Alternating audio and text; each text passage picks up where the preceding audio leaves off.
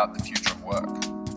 And what I'd like to do is ask you to come on you and your imagination to come on a journey to explore the future of work. And I want you to think about someone that you know who is in the 80s or 90s and the amount of change they have experienced in their lifetime. Just have a think about that for a moment. And then consider someone who is leaving school now and the amount of change that they will experience in their lifetime by the time they're 80 or 90. And consider the rate of change, the evolution of technology, the evolution of humanity as we respond to different environmental and social challenges. So what will life look like? What will work look like? What will our relationship with work look like? And how might we prepare for this coming age of work and life and technology integration? So we are joined by futurist, technologist, consultant, educator and special guest, Anuraj Gambhir. Anuraj has worked with some of the biggest and brightest companies around the globe, including Singularity University, Sharp, NASA, Orange, Siemens, Ericsson, CSIRO, and lots more actually. And now he helps businesses transition into innovative organisations through speaking, consulting and educational engagements. Welcome to the stream. It's great to have you here, Anuraj. Thank you, Jason. And so it's a privilege to have you here, mate, and I'm looking forward to having you share with all of us your knowledge around the future of work and also your inspiration about what it could look like. Very much looking forward to that. And to include a level of tangibility to the conversation in terms of what this means for us as people and professionals, we are joined by business psychologist and human capabilities expert, Rachel Atkins. Welcome. Thanks, Jason. Lovely to have you here. I've got you a present. Oh. I brought you an apple. Oh, that's terrific. That's just what I've always wanted. I'll eat that mid-show in a minute. So, yeah, looking forward, Ray, to hear your views on the kinds of skills and capabilities that we're going to need to develop as this change takes place in society and taking into account technology and what we're going to need. And finally, the notorious Luke Fabish. Woohoo! He and I will be facilitating the conversation and essentially asking questions on behalf of the viewers and listeners to try and get as much out of you guys as we can. And yes, so awesome as always to be here with you, Luke. Is there anything you'd like to share before we get started? No, it's great to be here. I'm very excited about today's topic and about this talk because this is the path that I think digital really design right now. We're constructing these teams for the individuals who are geographically dispersed, bringing them together with technology. They're very customer-centric, and so they have to bring all these non-traditional human capabilities to technology projects. So I think this is really exciting, and I'm really looking forward to hearing what Anuraj and Rachel have got to tell us today. Yeah, cool. Awesome. So just quickly before we start, a bit of housekeeping. For those who are joining us from different social media, you can dial in and ask questions for Q&A or comments, and they'll come straight through to us. You can do that via Facebook and YouTube. Or if you want to go straight to the website, digitalvillage.network/stream, you can also see the video live from there and also make comments in that chat box as well. And that'll come straight through and we'll address them either as we're going or probably at the end. So, I think we're just about to hear it from the man. Over to you, Anuraj. Thanks, Jason. And, great to be here. And so we're talking about future of work, which is such a broad topic. And the title here we've given Megatrends, Mindsets, and You. So what we're going to be covering is essentially some of the key megatrends in that space and how it really is shaping the future of humanity, looking at exponential technologies, looking at big data and how that's influencing future of smart cities and human-centric sort of designs in that regard. We're going to be talking about future-proof skills and mindsets, and then some key takeaways. So to start with, we're talking about a world that we're living in, which is VUCA, and I'm sure many of you heard that term before, which is volatile, uncertain, complex, and ambiguous. And we noticed that the rate of change is very rapid. We see that there is lack of clarity on many regards, and there is complexity, to which I've actually got a term called simplexity, which I coined almost 3 decades ago, and I'll be referring to that later on. And then we've also got, obviously, lack of meaning and ambiguity, as we say, in that regard. So the first sort of mega trend that we talk about is about living in that hyper-connected world, where even Time magazine gave you, us, we, the person of the year back in 2007. And moving on, we talk about the fourth industrial revolution, where we have moving from Industry 1.0, which is mechanization, through to production and automation in Industry 2.0, right through to enablement and of further automation and electronics and IT sort of convergence. And then what we're currently sort of undergoing in the phase we're in is Industry 4.0, which is really the convergence or hyper-convergence of many technologies, such as IoT, cloud, big data, to that regard, artificial intelligence, blockchain, AR, VR, mixed reality, and so forth, and robotics and digital biology and many other sort of areas. So I wanted to share this slide here, which looks a little bit complex there, which is actually the latest version of Gartner's emerging technology hype cycle. I'm sure some of you might have seen that, and this is the latest version of that. We see so many technologies which are sort of crossing the chasm, and they're sort of moving rapidly from that early adopter phase into moving into the more mass market adaptations of area. And we look at things like digital twins, which are at an early stage, but they have a lot of influence towards, I would say, future work, because you can simulate environments, people's behaviors in that regard. Just quickly, digital twins? Yeah, digital twins, where you can really sort of map and provide almost like a software equivalent or a virtual version of what like a smart city is in that regard. And I might refer to it a bit later on, actually, also, yeah. Cool. But it's really a very interesting concept which has been developed by many involved, and Deloitte has actually taken that much forward. Deloitte's one of our key partners at Singularity U, who've worked on it very much from the center of the edge, it's called. And so one of the things I've highlighted in this slide is actually social distancing technologies. Obviously, in this era that we're living in, we all know that that's a key topic. And there are many areas in technologies. I've actually been working on a few companies on disruptive or kind of radical wearables, which can measure your temperature, look at different vitals and approaches to being, and even looking at heart rate sort of algorithms, which can understand and see if you're pre-symptomatic for COVID, because temperature is actually a lagging indicator. And is some of these things? Yeah, actually, so one of the devices I have here is using heart rate variability, because that's a measure of stress, and you can actually decipher a lot of things. This is called heart math. I'll be talking about this. I've got a slide on this a bit later. Okay. So, and I'll mention about some other variables.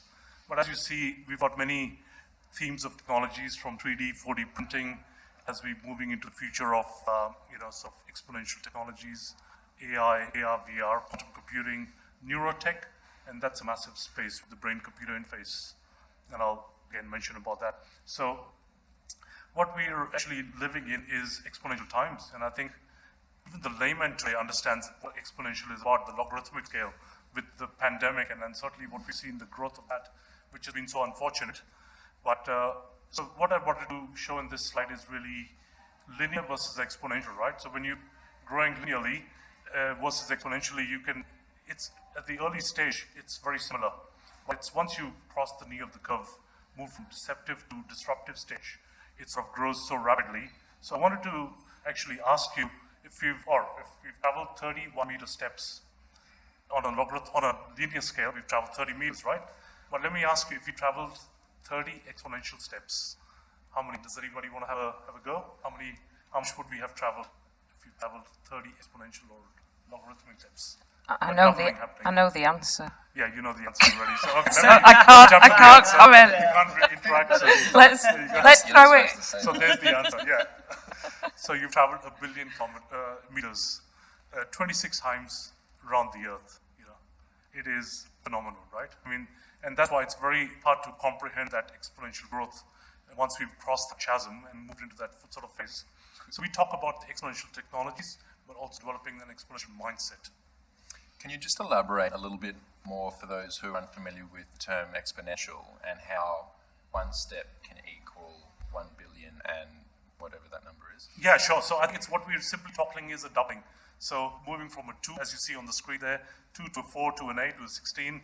And, if I really go back, you'll sort of see on that logarithmic scale where, things, they multiply so quickly. And it's that law of doubling, right? And the logarithmic, laws that we would have learned in mathematics back in school is how quickly they sort of multiply. And the rate of change is so fast that's what we refer as exponential. And have you got examples of where people might be seeing that now? Yeah, I think with technologies, we're really observing that because when we talk about Moore's law, for example, with technology, we're seeing the doubling of the transistor sort of condensation and the integration of technology. But that has been occurring so fast. And now that we're seeing, even yesterday when Apple launched some new products, we've seen the new processor is now many times faster than the previous version. The 40 chip, for example, on the new iPad, the 2 iPads they launched, iPad Air, and also now the Series 6 of the Apple Watch, which has now got a processor which is 4 times faster now than the previous version. So we're really seeing that happen in so many products and areas. Even the computers that we're using, they get obsolete so quickly in that regard. And it's perpetual, isn't it? The technology that's enabling us to create more technology is improving all the time as well. So it's just kind of building upon itself. Exactly. And I think with data, when we talk about, how much data is being generated, it's growing so rapidly. And again, I'll be touching on that a little bit later in terms of that growth of phenomenal big data we mentioned. Cool. Yeah, awesome. Yeah, so it's no longer about creating ecosystems, it's about curating them. And this is some of the industries I sort of worked in, which is, the telecom, which is kind of where I grew my foundation, my career in, helping set up Optus and T-Mobile and AT&T in the US and Orange in Switzerland and so forth. But then working very closely with the media industry and the convergence about the IT and the whole sort of scenarios coming together with so many new services which became hubbed from the sort of telecom world and how ICT is sort of enabling the future. So I think it's really looking at each micro segment and where you really look is very important to understand how to curate your relevance. Okay, and when you say curation, curation for the consumer to actually, help navigate complexity of just the huge array of the things in each industry? Is that what you're referring to? Yeah, I think the consumer has been the center of it. So you're very much curating your ecosystem around the consumer. Yeah, for sure. So this is organizations doing the curation for the benefit of their customers. Yes. I think it's benefit and experience which is all that matters, right? It's the impact. So I think a lot of people just get sidelined and carried with technology, whereas that's just an enabler, right? Yeah. So what's the real benefit they're seeing in their lives? Exactly. Yeah. Exactly. Yeah. It's something just on that, I don't want to divert too much away from it, but something that Richard Webb actually from Catalyze often said when I was speaking to him a few years ago. There's these industries that are taking place and they're very they're vast, and like as a consumer, how do you navigate through that, and how do you actually find what you need when it's so time consuming? But just having a service of curation is incredibly important. Yeah. Totally. Yeah. I would say even hyper curation, taking it to the next level, because it's when we say micro segmentation or even nano segmentation, because like I mentioned earlier, it's about the individual ultimately that you're trying to curate a solution towards. So that hyper personalization is what matters at the end of the day. Highly personalized. Highly personalized and customized to that. Yeah, terrific. So, Anuraj, do you have an example of that, of an organisation that you're either working with or familiar with where you're helping them curate and understand what that ecosystem is? Yeah, certainly. So in the health and wellness space that I'm working with a few startups, we're actually curating solutions around solving COVID-related, issues of certainly, for example, authentication into a building. How can we automate this whole space of, how people are going and individually scanning your temperature as we entered Work Club earlier? You could automate that. That could be just your camera with video analytics doing that already for you, or a robot or a drone out there doing multiple people, which is what has been deployed in China, in so many other places. So you could be much smarter with using technology and curating specific solutions for the need. many examples. I'm just wondering if there's, everyone. it's a different conversation, any kind of adoption of that, like people actually being okay with that. Monitoring. That's right, yeah. But that's technology in general, though, I guess. Well, that's where it needs to then filter out and see, okay, where is it that want to target? So it's moving from that bigger vision of the helicopter view right down to the nano level, right? Yeah. So on what I'm showing here in this slide is actually the 3 horizons which organizations, and I think this is where we talk about future of work, and people tend to get so bogged down with operational sort of elements in Horizon 1. And I personally have spent a lot of time in the Horizon 2 and 3, so we talk about Horizon 1 being the now, which is obviously extremely important, but looking at what's coming up, or what are new products and services, new models, what's emerging, but then really having that vision, or what I talk about, the massively transforming purpose that an organization or an individual can have, is where you really need to spend somewhat of your time, and say here approximately 25%, which is really looking at the next level impact, where you talk about the 10x and beyond potential for value proposition and generation in that regard. So one of the key areas I've been focusing quite a bit on is the holistic approach of future human-centric smart cities. And a smart city is almost a living organism. It's actually a living, breathing entity where you've got so many domains, clusters. It is such a wide topic. I mean, even the definition of it varies quite a bit.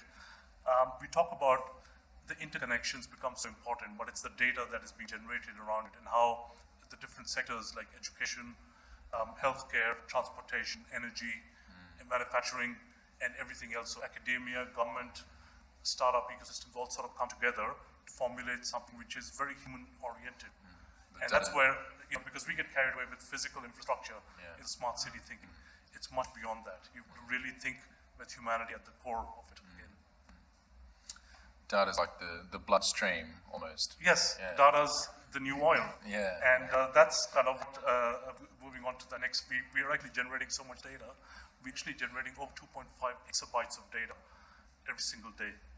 And and it's increasing, probably out of date the numbers anyway, but the amount of clutter there is in the data, it's only when you make that big data into, and sort of create insights from it, and you can take the right actions, that it becomes meaningful, right? So and that's what we talk about. We're drowning in information and somewhat knowledge, but we start for the true wisdom, and that's what I'm talking about in the next wave of this message here. And I think that in smart cities, we've got different layers, and we can actually connect so many scenarios. I mean, one example I'll give you is of a startup I've been mentoring in the energy space called What Cost. So we talk about the smart home, it's smart living or intelligent living, and we've got a box which sits next to your meter, your electricity meter at home, and you can actually do a fingerprint of every appliance in the house. And with that, with a certain amount of time, say 2-3 weeks, we're able to gauge and understand each appliance separately. And so imagine if grandmother didn't turn on the kettle at 8 in the morning, which could be a typical thing, that could be an alert going to the carer. And so we're touching on aged care, healthcare scenario, which is a different domain altogether. But it's those cross-pollination of thinking across the board, which is where the smart city thinking sort of comes in and builds very deep elements where AI and technologies like that. I talk about AI not being artificial intelligence, I say augmenting intelligence. So again, talking about data still, data being the new word, like I said, it's really when you can use that from descriptive to diagnostic to predictive to prescriptive analytics. So when I said before grandma fell down, you would actually be able to see a trend using other IoT analytics in there and see that she's not walking properly, maybe with the camera with the video analytics, being able to see movement and other trends with wearables and other smart devices that you've got, which can seamlessly sort of give you very interesting things. So before my car even breaks down, for example, there's another startup called GoFar, which we've been mentoring, that we've been looking at how do we decipher using that data to look at, the predictive analytics so that, you take the right action at the right time. It's about building that foresight, as we call it. So now moving on to the space of, I think the future of work, as I say, if I sum it up in one line, it's future of work is human. It's moving from skill sets to mindset. And it's really what we've seen with the World Economic Forum, and I've been a little bit involved with them. In fact, early this year at in the Davos meeting and so forth, we've had further revelations of how some of these are evolving. We've actually moved up the ladder, when we look at things like critical thinking and creativity and complex problem solving, which have become such innate skills or mindset-related topics which need to move up the ladder, where humanity is really at the core, and it cannot be displaced with machines as yet. And so why wasn't that always there beforehand? Well, I think with the progress of technology that we've seen and that how certain jobs have been displaced, automation has happened obviously with manufacturing as you've seen over time. I think it's that wake up which was happening for a while, but it sort of it escalated to a certain point, was sparked on many an occasion in different industries. So I'd say domains are all waking up rapidly to this, but this is where they need to keep up with the trends and be ahead of the game. And now we're really seeing that happen. You know, people who are living in old school sort of format are waking up to this new world order much rapidly now. Because the more we automate, the more we kind of highlight the value of the uniquely human capabilities. That's right. Isn't it? Yeah. And I think it's also important to note that AI, people think that, it's coming displacing jobs. It's actually creating more jobs than it's displacing even. So if you look at the numbers, even a few years ago, I remember it was 1.3 million new jobs which were created as opposed to 500,000 which were removed. I think there's the numbers from, was it KPMG? Oh, really? Yeah. So it depends on which sector.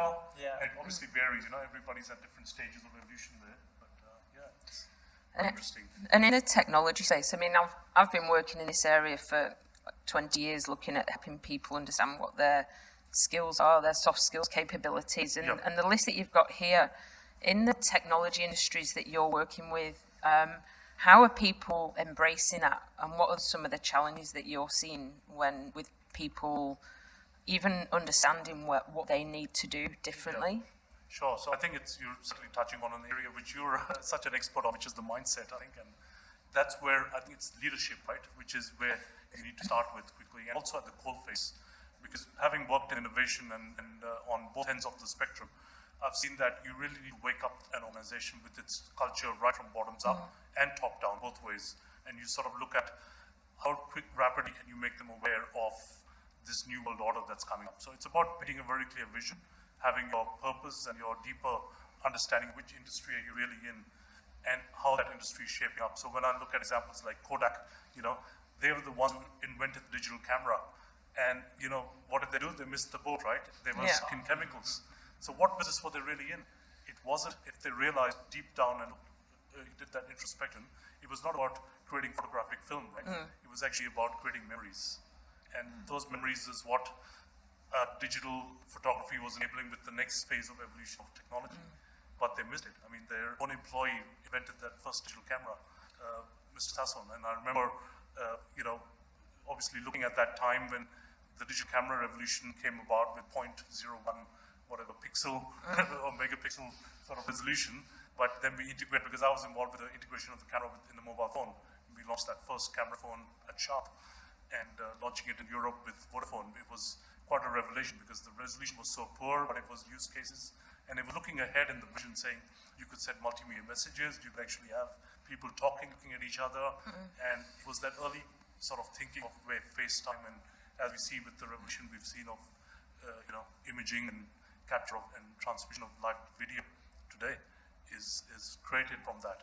So I think it's really thinking at that stage 3, at that horizon 3 is what I was coming back to again. Yeah. So just there's a greater importance on, human centricity, really, making it, everything that's being done is actually to serve people better, and there's more of a I guess, importance put on what people value. Exactly. And understanding what customers want. That's right, yes. Yeah. And so you mentioned, you've said a couple of times, a new world order. Can you elaborate on that a little bit? Sure. Well, I've just kind of made up that term. I refer to it in some of my articles, actually, and I've talked about it earlier, but it's more the kind of a vision, as I said, and kind of milestones to a world which is something which I've actually more recently created a white mirror concept, which is moving from dystopia to utopia, to more an ideal future that we want to create, using positive psychology, using facets where we can dream, where humanity is really at the core and center of everything that we do, because technology becomes invisible. It's a pure enabler. Yeah. And that exponential means of disruption come together to create that ideal future for us. Completely. I mean, it's something that happens quite a lot, isn't it? You know, you look at all these kind of futuristic movies, and they're all quite dark, and AI is going to take over. That's right. Yeah. And you know, the whole Black Mirror, it kind of sets these kind of possibilities that we end up doing what we imagine and dream about anyway. So we have to be careful with that. Which is why I quite like your white mirror analogy, because at the same time, it's one thing why I'm very passionate about technology is because anything's bloody possible with it. And so with that, we can actually create the future that we want. It doesn't have to be bad. You know, like we're the ones who create technology. Exactly. We have the choice to determine which way it goes. I think the great Buddha said, what you imagine you become. And I think it's what you surround yourself with, what you, in every aspect of your well-being is what influences you. And then it's the age of imagination, as I call it, And I think that's where we're moving with that future of work, is saying, it's evolving so rapidly from the mechanization of that work in the mundane tasks, which are going to be, outsourced to technology with robotics and so many other means. Whereas humanity comes back to that level of creative thinking and intelligence and that imagination focus that we need to work on.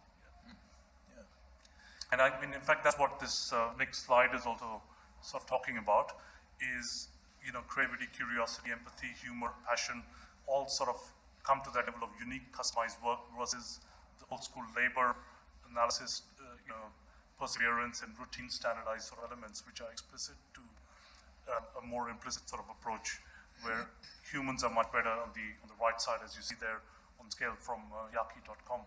I thought this was good sort of analogy there as we're seeing that evolution. It's just interesting thinking about the human, human you mentioned as really is the future of work. And whether that's a way that organizations are creating new value propositions for people, more, focus on people. But from a work perspective, humans, what is our relationship to work as well? And like, how are we going to, I guess this is kind of your thing, right? But how are we going to prepare for this new world of what you just showed before with the, the labour on the left? And so what kinds of things are we going to... I can also probably point out where most of our training effort goes. Where's it gone? No, on the next one. Where all our training effort goes, currently, the way that we train people. And also, when we're screening people for positions and things like that, we're always looking on that left side, aren't we? And education.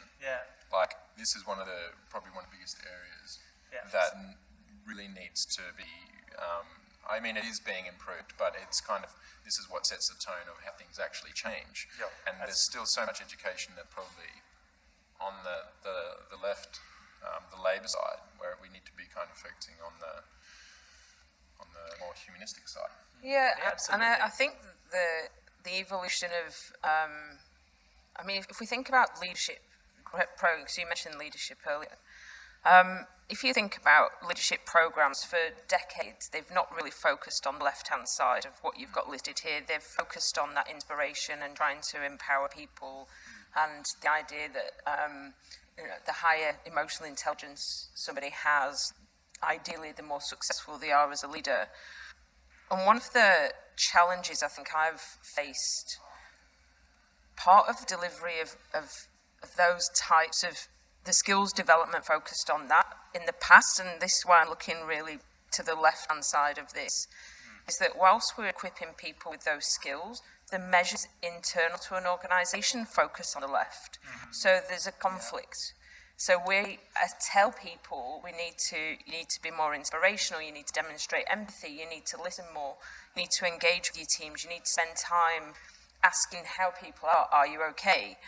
And yet the way that we measure performance, and a lot of organisations measure success within a business, is based on the left-hand side. It's on delivery, analysis, compliance.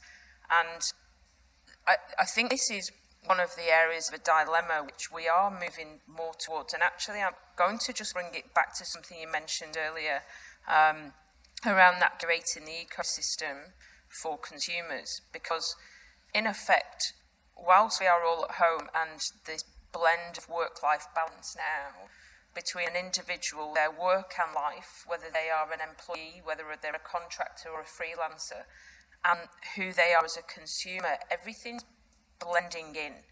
And the way that we can use data is actually to help empower people. So if we think of, when you think about marketing, you talked about micro-segmentation, and when we think about when we're accessing Netflix, for example, and now, you know, the Netflix tells us what programs we might like, and it points us towards those. And so we've become on the receiving end of that. But when it comes to actually understanding our skills and how we apply that to the workforce, there is a gap. And even now, and you know, I could sit, there's 7 people in this room, and most probably you have a feeling or some understanding about what you enjoy in work and what you're good at, but do you really know? And how do you then understand and really get to understand yourself to be able to make informed decisions about that future? How are you supposed to know? I mean, that's something you're supposed to.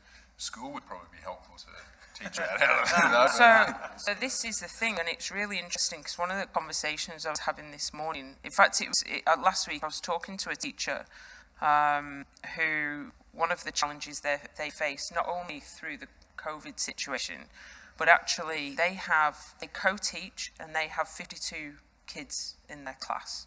So imagine doing that via Zoom. Imagine trying to keep 52 kids engaged. I mean, that's a challenge. But one of the interesting areas is around how do you pick kids, you know, at the age of 11 or 12, they don't really understand what their skill sets are. And I actually, in 1995, I was doing my dissertation on careers education actually in schools. And I went and spoke to the head of a careers centre for a large region in England. And I said, why do we not provide more tailored careers advice for people? And why can't we really help people understand what they're good at? And he said, oh, it's all to do with politics, and it's all to do with colleges and what courses they run and where we need to send people. And it was less about empowering and the system, and this then from a political system, but then also from organisational systems. If we think about this, coming back to this slide, if we think about the history of manufacturing, if we think about the process line, the Taylorism view of, you know, you have a task to do, you shall not think, you shall just do this task. If you do it well, then that's great. We're now in a completely different environment. We're completely different, where we're saying to people, all of the things on the right-hand side, you need to be creative, you need to be curious, and yet we still have organisations that stop people from doing that, whether it's through fear. We still say to people, you need to deliver this, you're not allowed to, we don't want you to. So there's a real challenge for helping people really explore that. And for me, one of the benefits about helping people have more insights is it gives them more choice. So if we just go to the next slide, I just want to set some context actually. So this is, I mean, this report came out in 2017, and it was, I've taken some of this, it's from a Deloitte report, and it was fascinating, because when I did my master's in organisational psychology 17 years ago, I still remember somebody telling me that by 2020, 35% of people will be working from home. And I was told that in 2003. And I was really excited about that. I don't think they knew about pandemic. I wonder if they did. You never know, like Bill Gates 5 years ago when he actually told everybody we're going to have a pandemic in 5 years. So even then, I've worked in this world where we're immersed in this, trying to help people understand, equipping people with the soft skills they need for the future. But this year has really brought everything to a fore. This year has brought the need for people really understanding how resilient they are. I mean, resilience is just from the health and well-being work that you're doing. It's just, you know, we've been teaching resilience in organisations for years, but this year it's really transcended work and life. When we think about how people demonstrate empathy, I don't know if you remember at the start of COVID when people were on Zoom, everybody listened really intently. People were asking questions and everybody leaned in. People were really asking, are you okay? Is everything okay? And it's almost like we've moved past that now. it's really interesting to explore what are the skills that people are trying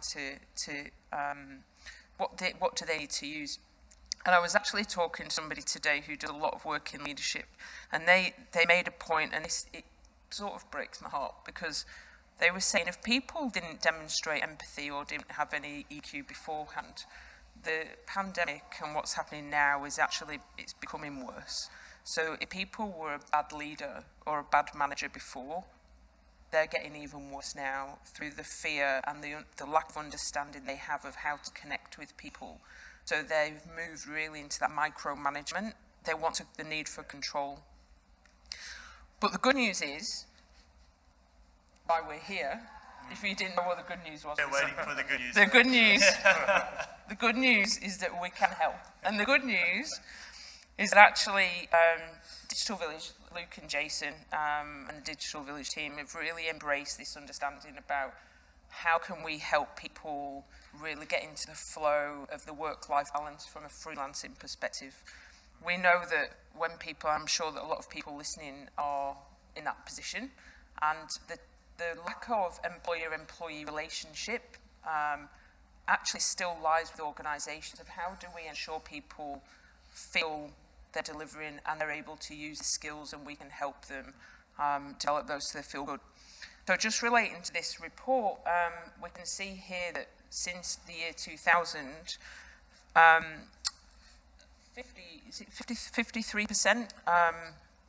53% were soft skill intensive occupations in the year 2000, and that's going to shift to, in 2030, to 63%.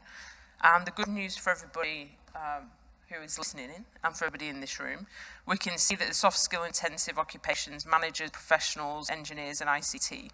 So that's the good news. We know we're going to be employable, I think. There's a bit of work out there for us. And what's even more exciting is that, so Digital Village is engaged working with Marcus Bowles of Working Futures, and we are using his human capability standards actually to help understand and give people the power of anybody connected with Digital Village in the ecosystem, of really understanding what those skill sets are that they have. So if we think about the list that was in the World Economic Forum that you showed just a few slides ago, Marcus has actually taken a lot of research and has identified, I think there's 18 soft skills here. And if we look at bottom right quadrant in action, customer focus is actually really at the fore of, it's just on the next slide, Anuraj, sorry.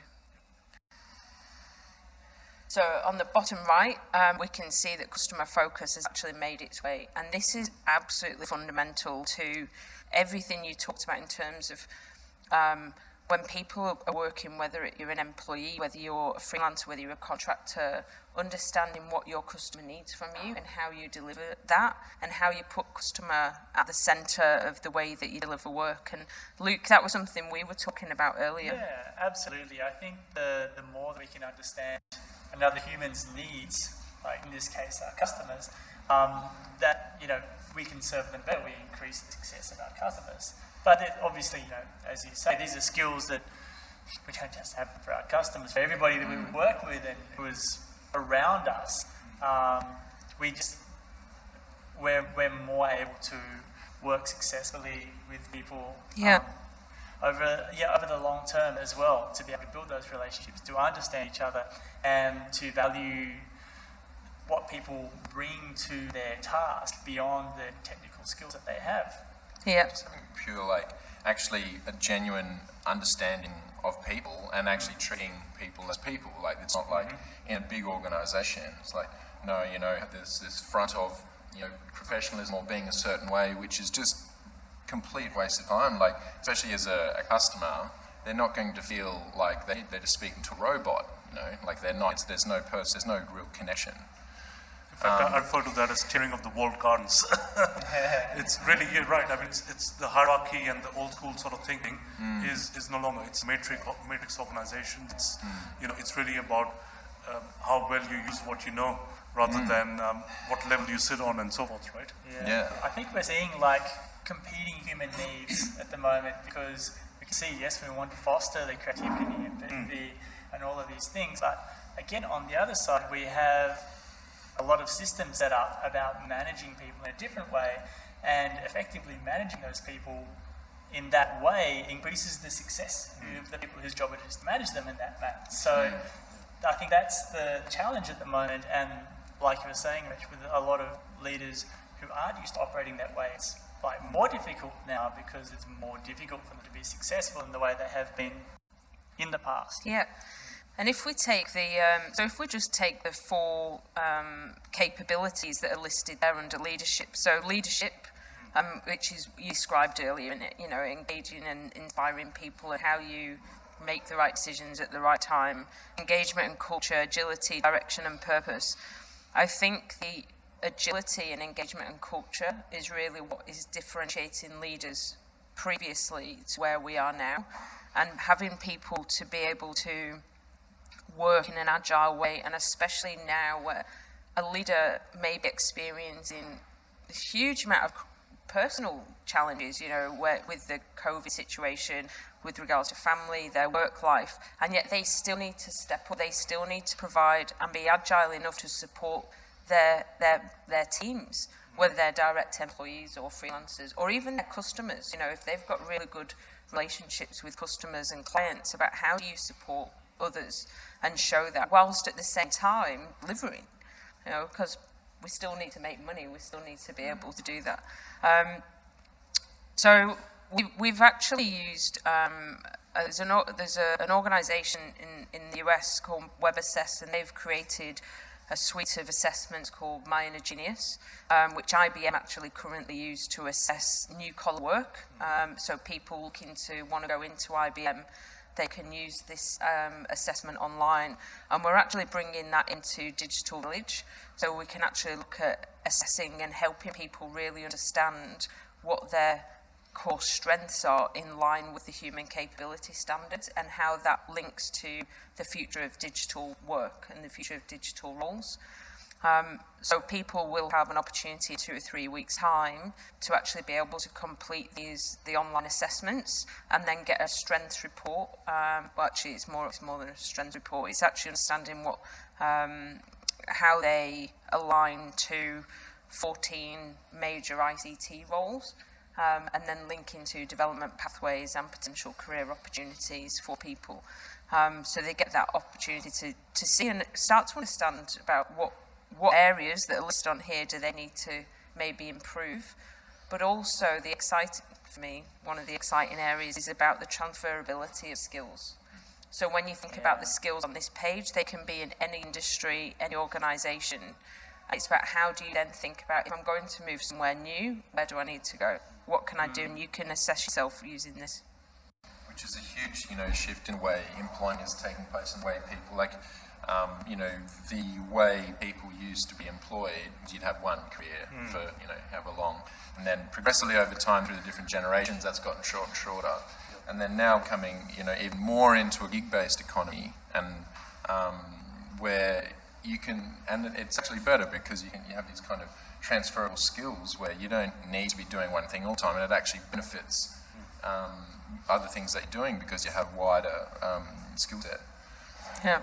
Yeah, I think this is a phenomenal amount of work that Dr. Marcus has done and certainly been working on is the human capabilities, and I think can really be taken to the global stage at a much further level. So what I've got, in fact, on the next slide is another aspect of this, which we really talk about transforming those old school dogmas to a new level of thinking, which is like moving from user experience to user engagement, a tech-driven to an engagement-driven economy, consumer to community, needs to wants, empathy to meaning, story to narrative, and so forth. I think this is a great book, by the way, by Bruce Nussbaum, Creative Intelligence, which gives you a lot of cues around this whole space of how do we evolve from IQ to EQ to really the AQ, as we talk about adaptability quotient, as we see, is becoming so much more important in this regard. Adaptability, you want to just quickly touch on why that why you find that, because it's not just the rate of change, I suppose, is increasingly to adapt to so much more change all the time. Exactly. And respond. And, I think it's about being so open and having that will to connect, because in fact, any organization, be it how big they are, Apple or Google, they can't do anything alone. They need to have such a collaborative thinking. So I think there's a term I call collaboration, which is open collaborative innovation, and really about how do you bring together your network and bring that whole aspect of broader thinking to adapt to a situation in almost real time. Because the skills are changing, the need for updating our knowledge and the trends that are shaping the future are so rapidly evolving, again, with the pace of technology and the pace of change. It's getting back to that exponential change, isn't it? Exactly, yeah. And all those factors coming together at multi-dimensional levels is influencing our future. So it's hard to keep up with everything. So it's really your network, your thinking to that level. How do you bring that leadership style, which I really then refer to as conscious leadership, to that level? And what we say, moving from the skill set to mindset to even heart set, where you can really connect with people so deeply that you're able to get the best out of everybody.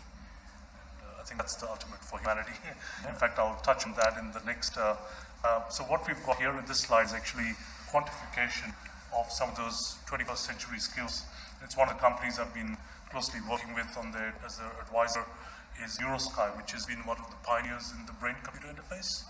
And they've got a consumer level and also other professional levels, EEG, so electroencephalography. You measure your brain waves from your forehead, and from neocortex, and being able to sort of look at your raw brain waves, your alpha, beta, delta, gamma waves. In fact, I could give a demo of that at another stage, but you can actually see and map using a special algorithm called the peak performance, the PPA algorithm, and looking at certain behaviors like creativity, empathy, engagement, mindfulness, collaboration, and even look at negative emotional states or positive emotional states like happiness and calmness, and being able to quantify them to a level that you can actually map it to a mental wellness state. So I think there's a lot of research which has been happening on academic level, now by organizations who are able to sort of quantify and look at how you improve and tap the right states of the brain. And also, which is probably something, just the importance, that's another change that's probably taken place over time through the different revolutions, is the actual importance of people's happiness. I don't think that was ever much of a consideration in as organisations developed, and it's something that I might actually just bring up a bit later, but I just made a note of it around freelancing and work-life balance and the skills and capabilities that are going to be required for the future. But what are also, it's funny, like the drivers and motivations of these changes in the way people are working as well. And happiness and fulfillment is playing a huge part in that. People are generally becoming more aware and interested in things that are more going to provide a better experience for people. And also wanting more for themselves. And so that's determining a lot of people's career changes as well. There's a lot of people. Our business is kind of built on it. People want to step away from corporate structures and this where they're not appreciating the 9 to 5 into this kind of gig-based economy where they're like looking for something more meaningful. And I really believe that's very much the future of work. Totally. And I think if you take that cue from even the nations, how they measure not GDP but GHQ, gross happiness quotients. Countries like Bhutan and many others which have actually mapped it and quantified a lot of that. Quite cool, It's the group happiness which you can sort of measure in people, and that's where you build those skills of compassion and gratitude and kindness. And if you think about it, what's actually, is there something more important we should be measuring? As humanity, like maybe environmental things and things like that, but what's actually important? Anyway, exactly. Right. Yeah. So in fact, what I've got on the next slide here is a product, in fact, which I was mentioning earlier, called Heart Math, Inner Balance, and this actually helps you get to your coherent state, your brain-heart coherence. And it measures, I just clipped that to my ear, and basically it'll measure my heart rate variability, which is a measure of stress, HRV, and it sort of gives me, I can even look at respiration, HRV, and blood pressure rhythms, and sort of look at how do I find that balance state, equilibrium state, releasing stress, finding that true balance and building resilience. And there's actually 40,000 plus neurons in your heart, and there's more messaging happening from your heart to your brain. So I think it's when you look at it in an interesting sense, and that's why I call it as measuring heart set, because people talk about B2B, B2C, and I sort of mentioned edge to edge, which is connecting heart to heart. And I think if you're able to sort of bring this level of thinking amongst the broader organizations, and I sort of had this revelation when I was involved with the Wisdom Health, which is a new movement that was started this year, and I was very fortunate to be part of that in Davos, the World Economic Forum, and where we really look at humane technologies, ancient wisdoms, and this whole new conscious leadership regime and silent thinking to uplift humanity to the next level. And so I think it's a very interesting phase that we're facing. And I think on the other side of the pandemic, I sort of had this vision and say, what if every organization becomes a B Corp?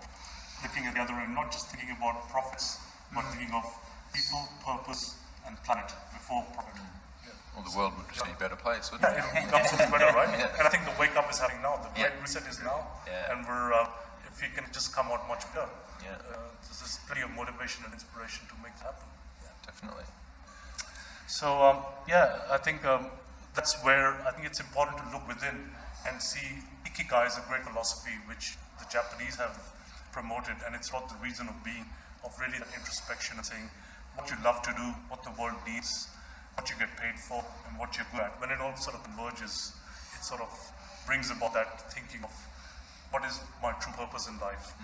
And if you can translate that to your TP, what way we refer to it in Singularity University, but even for an organization, saying our massively transforming purpose or our vision is, and then sort of work backwards from there and see that's where we want to be to uplift humanity. We kind of scanned through the slides, and this really stuck out to me. I was like, it's incredible. It's It's a great philosophy. I think. It really is. Yeah. And we talk a lot about work-life balance, and it's a bit of a whatever. And it's not. People kind of like, well, what's work-life balance? It's not. In my mind, it's not like a time thing, like giving up one to the other, and it's a balance like that. But it's pretty much this. It's like it's actually a combination of everything, of work and life, like everything that's actually important to you, because it's just one and the same. But it's like your life's work or whatever it is. But what gets really like, what is it? What the world needs, what you can be paid for, what you're good at, and what you love. Like if that's not your life or your work, or if it is, then that's an incredibly meaningful existence. And I think so I was just going to say, I think this is, whether we sort of realize it consciously or not, this is what we're often, I think all of us are kind of like reaching towards one way or another, looking for that center. And I think we've seen the spark of this very early on from organizations like even Google, when they gave 20% of their time to employees, saying, you can spend one day of your 5-day week.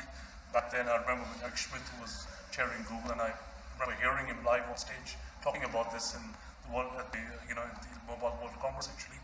And it was just so profound because you didn't hear that from corporates a couple of decades ago, saying this is the way they're going to treat their employees and give them the freedom to look at what do they want to work on, what's their hobby, and actually take it forward. So if you can merge work life to that level, that's the future of work to such level, and this is what philosophy is promoting. And I think coming to your point, Luke, is that it's what people subconsciously are striving towards, and actually what we're able to do now is help bring this to people's consciousness and really give them the insights and the information. And we're surrounding ourselves in ecosystems where this is possible to have conversations, and it's actually okay. And now that we know that, from a freelance perspective, the number of people in the freelance world is growing significantly all the time. We're not going to have a Google giving us 20% off. We can do that ourselves. We have that choice. We now have that gift to be able to set the boundaries of what we choose to do and when we choose to work. And some of the research that we've got happening in Digital Village that Freddie is leading, and about trying to really get to understand what people value from a freelancer perspective is awesome. And we're trying to ask that question, what makes you happy? And most people, unless you sit down and ask them the question, they actually don't always think about it. But now by asking the question, giving people permission and the time, people start to understand what their value is. It makes it explicit, doesn't it? What's important to them. Absolutely. We have So Very little time left. to be finishing a couple more slides, really. Yeah. Sorry. So I think it was that old VUCA which we need to translate to a new VUCA, and that's what that mindset shift we talk about. So having vision, understanding, clarity, and agility will really formulate that new sort of world order to that regard in this thinking. And I just wanted to finish really with some key takeaways. So it's adapting and building that exponential mindset, collaborative sort of new business models of abundance and bolder thinking, that part of the white mirror philosophy I was mentioning earlier. To have that journey within, just ikigai, formulating your MTP, and using the right mindfulness tools. So another tool I got here, which I'll quickly mention, is Muse S-Band, which is another great tool for mindfulness. It's a 5-channel EEG brainwave sensor. I mean, there's a lot of work happening in this brain-computer interface sort of space. In fact, if any of you followed Elon Musk with the Neuralink, they've been doing bi-directional ECI and some really interesting work happening in that, which I've also been involved with some startups. Curiosity, empathy, compassion, applied frugal thinking. In India, we call this jugaad thinking, which is really about using minimal resources to create maximum value, and applying simplicity, and then really looking at rapid experimentation. And another term I've called experiation, which is from old school storytelling to immersive story showing, and looking at transdisciplinarity, because I think we need to become more generalists now. And it's really about looking at multiple industries and across so many other domains that one can work in. And unlearning, I think, certain aspects of old habits, right? Displacing it with more meaningful and really creating that aspect of foresight, serendipity engine. So I just like to finally end with a great saying by John Naisbitt, saying the most exciting breakthroughs of the 21st century will not occur because of technology, but because of an expanding concept of what it means to be human. Great. Wonderful, thank you very much. It's a very good way to end it. We've actually got some questions that came through. I didn't quite get a chance to get them in, but we do have a bit of time left, and it doesn't matter if we go over. Did you say something? I think the Anuraj is going to see how fresh the apple is. Oh, yeah. I'm happy to do that too, yeah. So I've got a device here called Skio by Consumer Physics, which is actually almost an electron microscope, which usually costs $30,000, democratized in my palm for $1,200 US.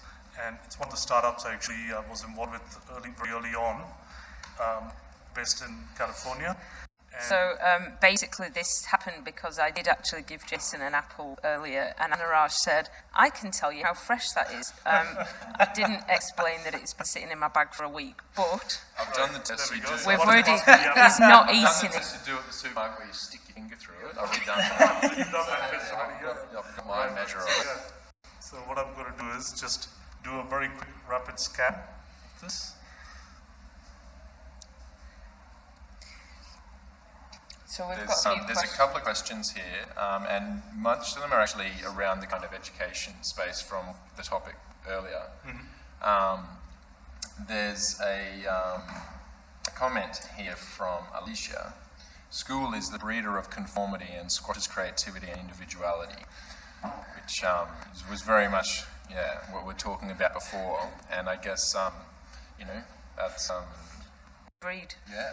I think we agree. It's a very common experience, isn't it? It is. I actually used to deliver this program called Analytical and Creative Thinking at Work, and we'd ask people why they were there, and we're often people in their 50s and 60s that came to, and the one thing they would share in common was that when they first went into the workplace or leaving school and they had an idea that they shared with somebody, they were told, oh, don't be so stupid, or that's a silly idea. And they said they stopped sharing those ideas, and then having to undo that fear and that sense of, am I allowed to share an idea or am I not allowed to share an idea with somebody 30 years later is really upsetting, actually. So the more that we can do to harness this at any age is absolutely great. Yeah, so not just for their experience, but that mentality and that mindset actually gets taken into how organisations form. Like that's how they were kind of created in the first place, or its education system anyway. Great question there, Alicia. Yeah. Maybe I'll just drop tell us about the apple. How fresh is the apple? 16% carbs, 70 calories and 83 grams of water, and there's a second fingerprint. So if anybody wants to see, that's the dashboard of the apple. That's great. But there's some great tools and technology out there, which is really democratized and enabling so many new functions out there. Yeah, very cool. Next comment here from Pete. Careers/jobs change every couple of years. There's no chronological career path anymore. The core skill is critical thinking and imagination. Very true. I mean, Totally. yeah. Well, maybe I'll just give a quick quotation of Albert Einstein. Yeah? Imagination is more important than knowledge. Knowledge is limited. Imagination encircles the world. That's Albert. Yeah. So Again, it's getting back to somebody who Albert. tapped a lot of his brain. So yeah. yeah. But again, it's getting back to valuing that, isn't it? Exactly. And really recognizing it and valuing it outside of creative industries. Exactly. Sorry, I was just reading the third one. How do we make kids better aware of huge amounts of options career-wise in tech that they may not be aware of? Had you heard of DevOps as a kid? Tommy? That was really interesting because I remember when I started working with people in engineering, and I thought nobody ever talked to me about engineering when I was at school. I mean, obviously I was in the school a long time ago, and I know STEM's come a really long way since then. But at that point, and this is the same question that, when we were there, but now I think there's a lot bigger movement, and, we need to encourage and be the supporters and partners of education, whether it's at schools or colleges, universities, to really help people understand that breadth. And there is a lot of startups and different organisations and non-for-profits and so on that actually provide these, code for kids and these kinds of things. Yeah. I think it's what we say is STEM education, but I've sort of take that further and say STEAM or NSTEAM, which is entrepreneurship, science, technology, engineering, arts and mathematics, all need to come together. Yeah. And that's the transdisciplinary approach. Yeah. And I think that's a really important thing that might just take a moment to touch on. That entrepreneurialism part of that and the innovation side of that, being educated in that way is hugely important because that's essentially what organisations are lacking. Yes. And that's what they're needing to do more than ever, because they're faced with all this change and they're needing to come up with new value propositions and react to this disruption more than ever. But they're stuck in these old ways. And not only that, but having, as people, which is just I guess around the shift of what's happening in the way people are being employed, it could mean that organisations don't stop employing people, but a shift from mass employment, so they're actually more agile and flexible, to a more decentralised peer-to-peer collaboration of independent people working together on a project, and the project is something that they all have shared values around or something like that. And that, I guess in my view, is something that could really be the future of work, where people working on these projects with a huge amount of accountability, they're responsible for themselves and their own income, working together with people they want to work on is actually a better outcome for the business, because they're more flexible and they're getting these highly specialised teams to look after and take ownership of this project. Yeah, and it's an opportunity also for people to come together into a team and do the work they care about doing. Yeah, and doing exactly. and focusing on the things that they're good at and they enjoy, and then having it's a great experience working in a high performing team with other people doing that.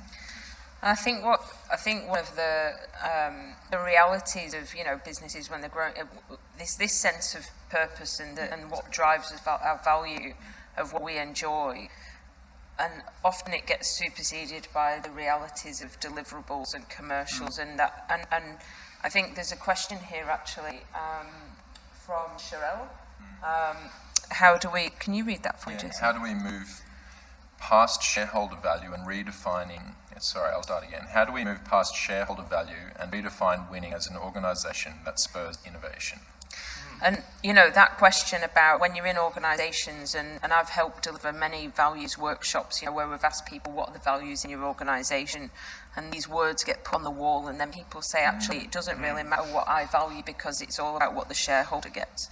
And now what I'm seeing, and I don't know if this is what you guys have also experienced, is where people are looking to invest, whether it's a small amount of money or a significant amount of money, they're really looking for organisations that can help with that, deliver for people profit planet, Yes. and also that purpose. And actually they're choosing, and it's where we encourage people to choose where they focus that, and how do we support organisations like Digital Village that are really trying to do the right thing by the people in their ecosystem, and how do we attract the right people who want to invest, that they might not get, you know, the same amount of return that they would from a defence organisation or another organisation, that they want to, where they could get, you know, significant more or twice as much, but actually the value that they have and the opportunity they have in creating this, the place in which we all want to live and work, should hopefully add a different set of values. And that's what we need really to when they focus. find the true purpose, and like I was saying, the benefit corporation, the B Corp thinking,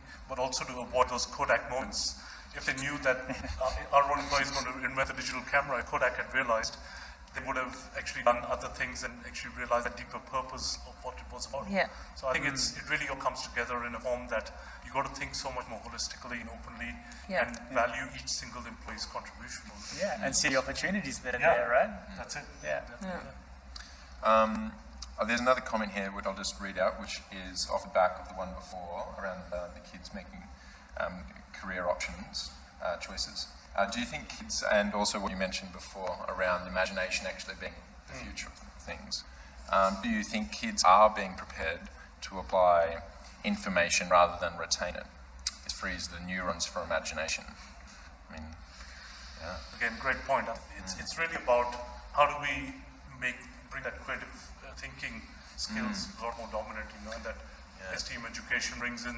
I think that's where that entrepreneurship, because you really can't frankly teach entrepreneurship. Yeah. It's all about It's bringing a the mindset. right mindset and the attitudes and the key elements or ingredients that can influence it. Which is then that curiosity and empathy, and we talk about experimentation being a very key element of that. So. Yeah, and rewarding it. Like, so because it's always an experiment, and some of them are going to fail, and then looking at that and saying, well, what did we learn from that? Rather than it's a failure. It's a learning. Yes, that's so right. learnings from failure. Yes. Or, you know, and fail fast to succeed sooner. Yeah, and to encourage that mindset. Like, Exactly. this is interesting, I'll try it and find out what happens. Correct. Yeah. Well, I hope we've still got some people listening. Yeah, so I think we'll wrap it up there. That was amazing. Thank you very much Maybe for I'll just joining us. mention quickly, like, there's one thing, and this badge I'm wearing. Oh, I forgot to ask you. Sorry. No, Anuraj, I have a question. What is the What is badge that you're badge? wearing? Sure, yeah. So actually, it's a very important activity or element that's happening around the world by the United Nations.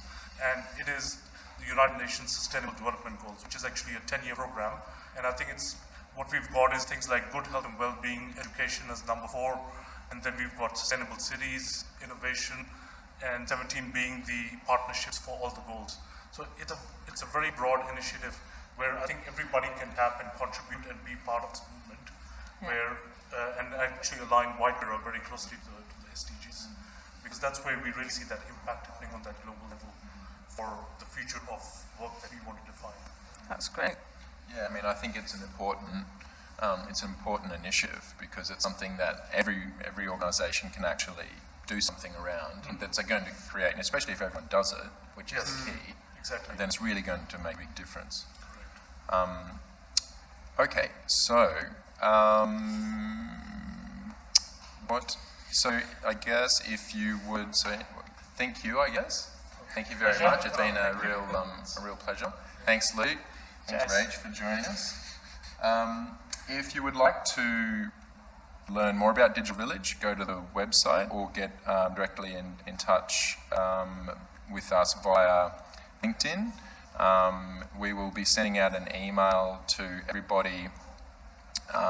If you haven't put in your email and you'd like to receive one, go to the webpage digitalvillage.network/stream, and there is a form on there that you can put your email into, and we will send a recording of this event. Plus, we're going to do a bit of a breakdown of it with some other takeaways. And there'll also be more information if you would like to get in touch with Anuraj or any of us for that matter about anything at all. And anything else, Luke? No, I just think it's great to have been able to have this talk, and you'll absolutely find us on LinkedIn as well, or on our website, digitalvillage.network. we'd love everybody to get in touch and just to find out more about what we've been talking about today. Yep, cool. Or to get in touch with us or Anuraj or Rach. And I'd like to do a specific shout out to Chris, who has worked very hard in bringing this together. And then also, of course, Steve and Gori as well for supporting in that. Really, Gori, would you mind putting these up? The pink one is for Rachel, and the green one is for Anuraj. And this is just a thanks for joining us and contributing to the conversation. Oh, thanks very much. That's a really nice surprise. You've been looking at it the whole time. I didn't think it was for me. I thought it might have been a joke where you go, you thought it's for you, Rach, but it's not. Take it away. Okay, well, thanks a lot for joining, everyone, and we will see you next month. Over and out. Thank you.